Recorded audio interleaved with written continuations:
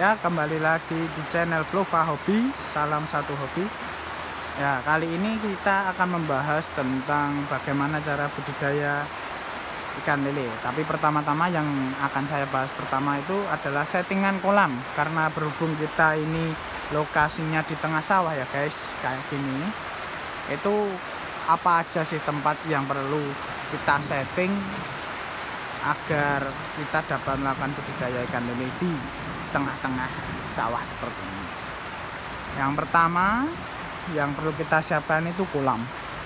Ya, nah, settingan di sini pakai kolam menggunakan plastik maupun terpal. Nah, ini nanti bisa disesuaikan dari sekitar kita yang mungkin bahan-bahannya mudah didapat atau mungkin dengan harga terjangkau. Ya, ini settingannya menggunakan bambu. Disetting sedemikian rupa menggunakan bambu dan mungkin tonggak-tonggak kayu kayak gini, ditata sedemikian rupa seperti ini ya,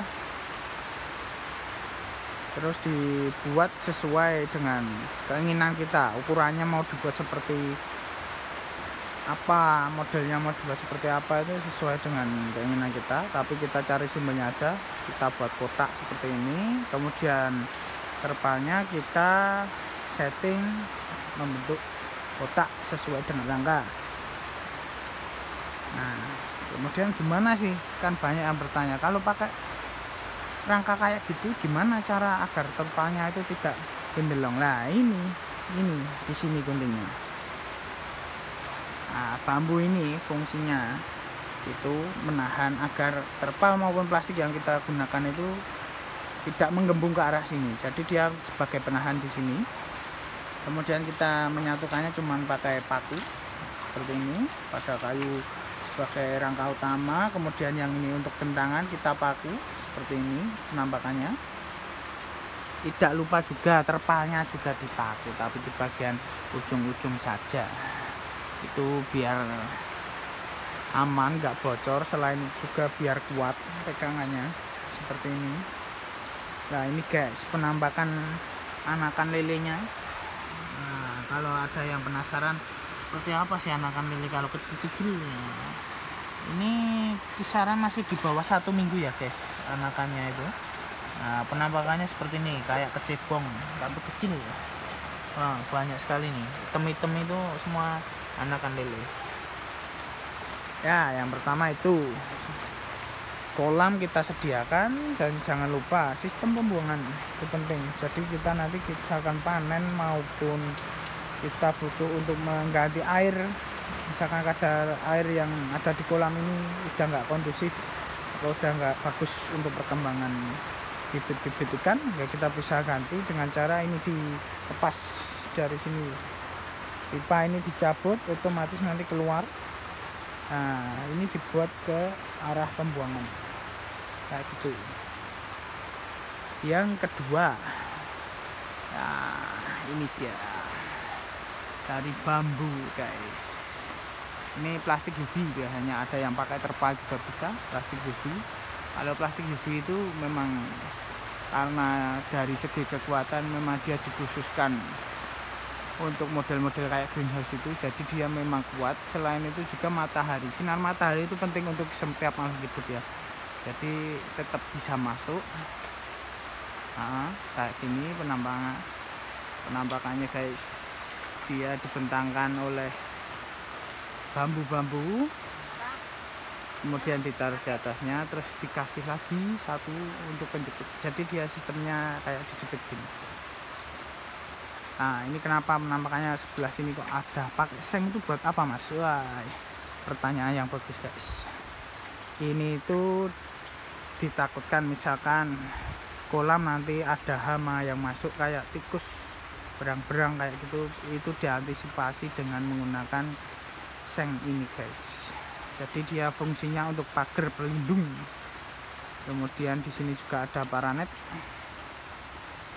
Nah, paranet agar debu daun-daun juga nggak masuk. Mungkin ada serangga-serangga, untuk antisipasi misalkan nanti masuk ke kolam kan membuat keruh air kolam. Nah, ini fungsinya paranetnya ini untuk melindungi sisi atas, kemudian yang ini tadi untuk melindungi sistem di bawah ya. Ini ditakutkannya juga kalau misalkan ada ular kan bahaya nih, kita budidaya mau cari uang malah jadi dapat masalah. Nah ini fungsinya untuk pagar pelindung ya. Kemudian yang ketiga, tidak lupa mata air guys, sumber air. Nah, kalau di sini berhubung di tengah sawah itu pakainya sumur, itu nanti ya itu penampakannya sumurnya itu saya zoom biar nampak. Itu dia.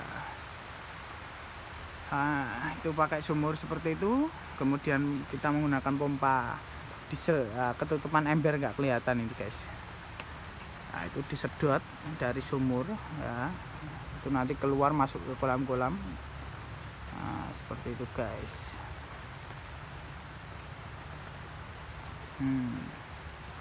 Ini penting, masalahnya kalau sumber air jauh buat apa budidaya ikan kalau airnya aja susah. Nah kayak gini guys penampakannya. Wah ini juragan kita, ini juragan lili, juragan empang. Ini tahu hujan-hujan malah mainan air, nggak jelas ini. Mungkin karena saking gabutnya. Lagi ngopo toh mas? Nyapu latar. Oh nyapu latar. Ya ini ada maksud tujuannya guys. Kenapa kok ini diciduk-ciduk kayak gitu, kayak nyapu kayak gitu? Ini bukan maksudnya masnya itu kurang kerjaan atau gimana, tapi ini memang ada maksud tujuannya.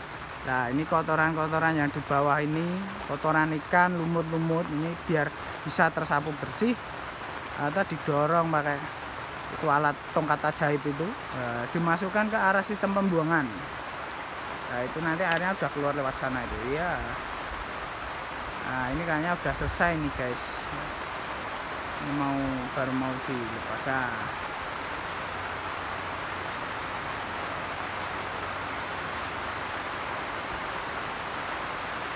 Itu sistem pembuangannya seperti itu. Dia biasanya ya stay itu pipanya yang polos gini masih utuh, tapi kalau misalkan pas nguras mau mengurangi debit air atau maupun membersihkan kolam, ini pipanya khusus kayak gini guys, agak bolong-bolong. Ini biar ikan nggak ikut masuk tapi kotorannya pergi. Wah hujan guys, mantap, seger. Ya yang itu keempat itu cakruk guys ya, fungsinya buat ngeyup sama leyeh-leyeh. Misalkan kalau kita ini kalau misalkan posisi di tengah sawah hujan bingung cari tempat teduh, lah itu sih pos buat kita berteduh istirahat itu penting. Itu penting guys. Jadi kita bisa ngopi ya, lihat ikan, wah nata masa depan guys. Wah kayak gini mantap pokoknya. Mungkin dari teman-teman sekalian ada yang berminat untuk budidaya. Wah sebenarnya simpel guys, nggak rumit, nggak anu, tapi ya kembalikan lagi, semua itu tergantung niat kita. Itu seperti apapun kalau nggak niat ya susah, tapi kalau misalkan barang susah seperti apapun itu kalau niat ya gampang. Nah ini contohnya barang simpel sederhana tapi tetap menghasilkan ya, mantap pokoknya. Swadaya masyarakat, semangat gotong royong, kayak gitu. Memanfaatkan barang yang ada aja, atau carilah yang barang-barang yang murah bisa dimanfaatkan menghasilkan uang. Mantap guys. Ya, sekian review dari saya. Sampai jumpa di video berikutnya. Semoga bermanfaat untuk kita semua.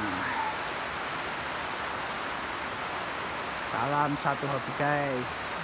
Salam Flova Hobi.